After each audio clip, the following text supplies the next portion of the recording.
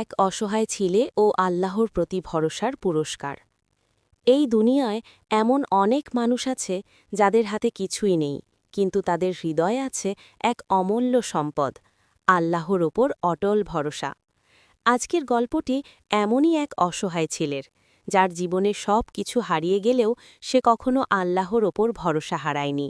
একটি ছোট ঘর, ভাঙা দেয়াল, পুরনো বিছানা। ছেলেটির নাম ছিল ইসমাইল। বয়স মাত্র 12 বছর। বাবা নেই, মা অসুস্থ। দিন যায় না খেয়ে, রাত যায় কান্নায়। ইসমাইল স্কুলে যায় না, কারণ সকালে খাবার জোটে না, আর রাতে ঘুম আসে না মায়ের যন্ত্রণার শব্দে। মা কাঁদছে, বাবা, আল্লাহ তোমার সহায় হন। ইসমাইল চোখের পানি লুকিয়ে বলে, ইসমাইল, আম্মা, আল্লাহ আছেন, তিনি আমাদের ছেড়ে দেবেন না। ইসমাইল রাস্তায় কাজ খুঁজে বেড়ায়। সে কাজ খুঁজে বেড়ায়, কেউ তাড়িয়ে দেয়, কেউ বলে, তুই কি কাজ পারিস?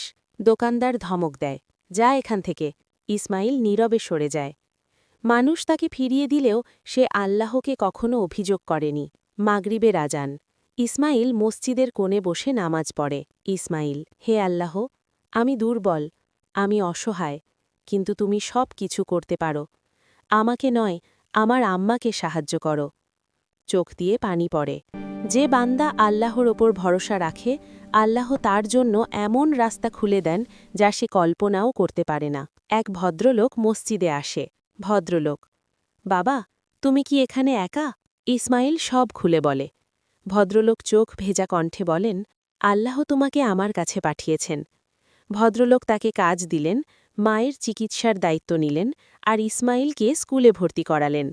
ইসমাইল আজও ধনী নয়, কিন্তু সে হারায়নি সবচেয়ে বড় সম্পদ, আল্লাহর ওপর ভরসা। মনে রাখবেন, ১. আল্লাহ দেরি করেন, কিন্তু কখনো অস্বীকার করেন না। শেষ কথা, আপনিও যদি আজ কষ্টে থাকেন, হতাশ না হয়ে বলুন, হাসবি আল্লাহু লা ইলাহা ইল্লাহু, কারণ আল্লাহই যথেষ্ট।